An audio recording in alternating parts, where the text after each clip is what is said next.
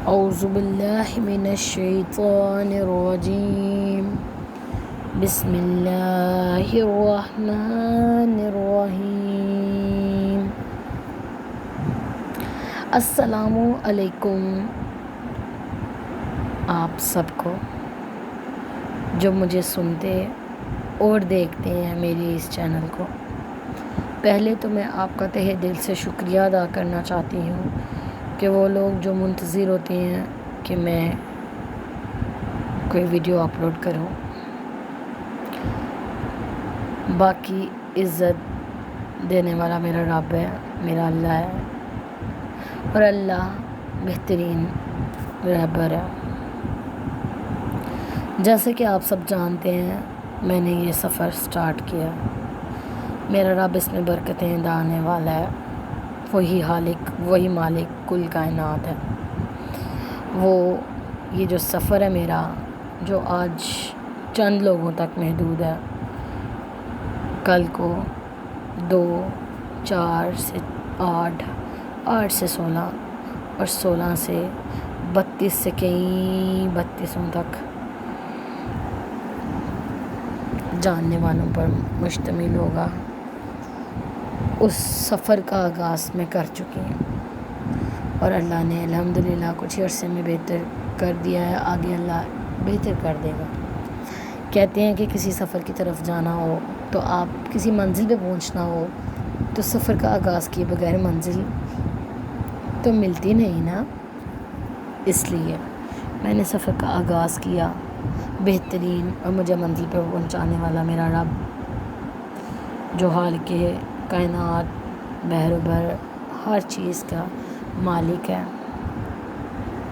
وہ اس کا کام ہے مجھے اپنی منزل تک پہنچانا، بہترین منزل تک پہنچانا۔ چلیں باتیں تو ہوتی رہتی ہیں، مین مقصد اور مین جو مدعا ہے آج کا بات کرنے کا، اس کی طرف جاتے ہیں۔ اور وہ میرا مدعا کوئی چھوٹا موٹا نہیں، کوئی عام سی بات نہیں۔ ہاں سننے میں عام سی بات ہو سکتی ہے، سوچنے اور سمجھنے میں بہت خاص۔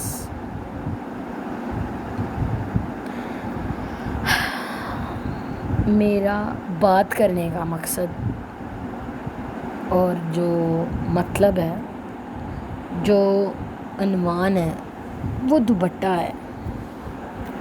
پہلے تو میں آپ کو بتاؤں کہ دوپٹے کی ڈیفینیشن کیا ہوتی ہے، تعریف کیا ہوتی ہے۔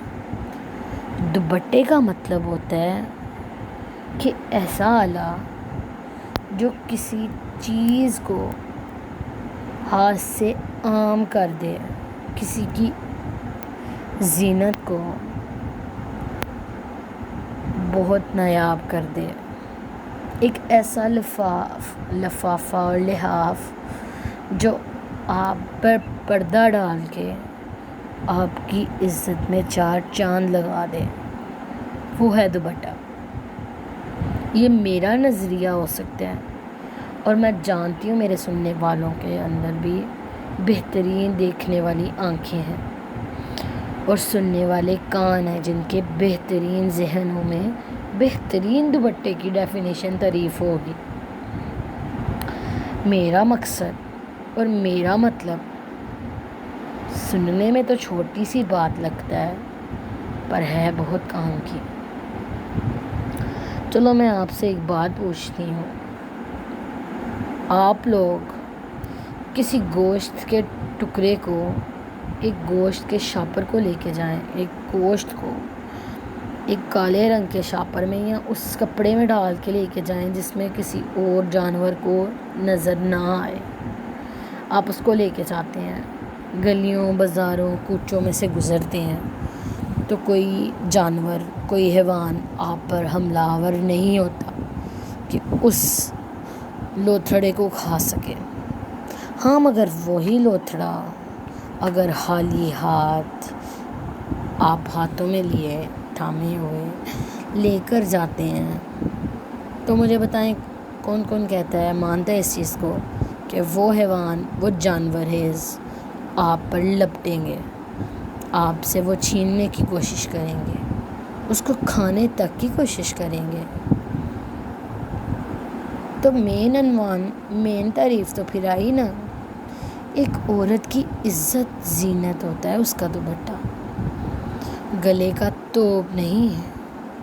میرے معاشرے کے حالات دیکھتے ہوئے میرے دل میں ایک آگ سی لگی. سوچا کہ کیوں نہ بات کر دوں اس معاملے پر کہ دوپٹے کو آج میرے وطن کی، میرے لوگوں، میرے عمر کی بچیوں کی، ہم لوگوں کو لگتا ہے، ہمارے دماغوں میں یہی چلتا ہے یار یہ کیا ہے، دوپٹہ گلے میں لو ہے، عذاب ہے، گرمی ہے، یہ ہے، فلان ہے، ٹینگ ہے، پتہ نہیں کیا ہے. ہم کیوں نہ کھلے عام ہو جائیں. آپ سب جانتے ہیں کھلے عام تو سستی چیزیں ہوتی ہیں جن کو ہر کوئی اسیس کر سکتا ہے، حاصل کر سکتا ہے.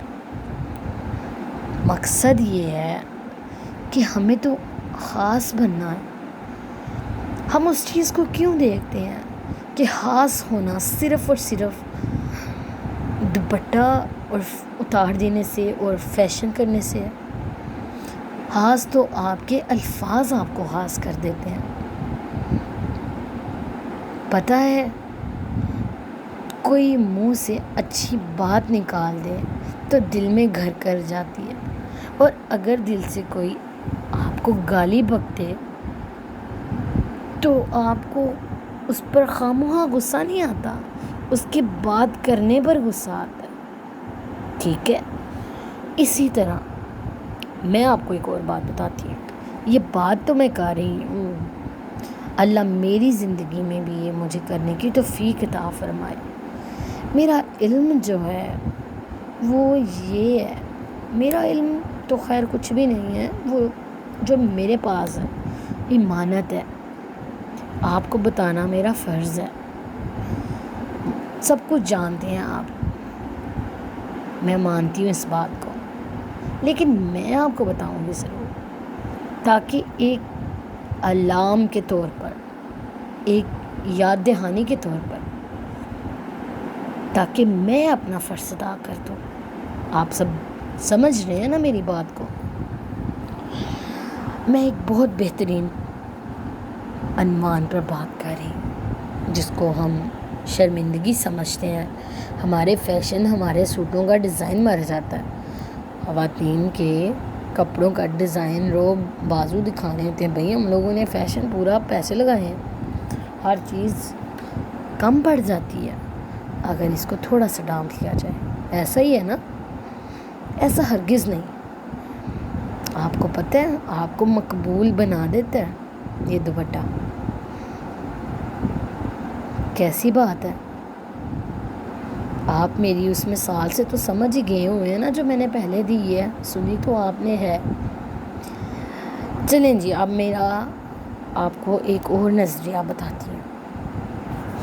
ہمارے معاشرے کا نظریہ یہ ہے کہ کوئی اچھی بات بتائے تو کوئی اچھی بات سمجھائے تو ہم لوگ لڑنے جھگڑنے لگ جاتے ہیں. آپ اپنا کام کریں، اپنے کام سے کام رکھیں، آپ ہمارے معاملات میں نہ دخل اندازی دیں. میں آپ کے معاملات میں دخل اندازی نہیں دیتی، میں آپ کو بتا رہی ہوں، آپ کو سمجھا رہی ہوں. میں ہوتی تو کچھ بھی نہیں ہوں،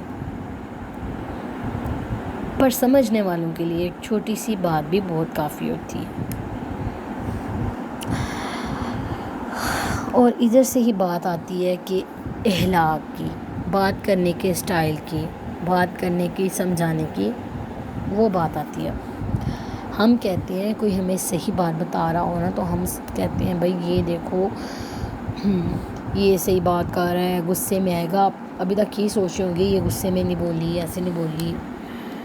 یہ میں کسی یہ وائلنس کے حساب سے نہیں. ہم لوگ کہتے ہیں نہیں جی، میں نے بہت سے چینلز دیکھے ہیں جہاں پہ بات کرتے ہیں اچھی، لیکن بات برے طریقے سے کر دیتے ہیں.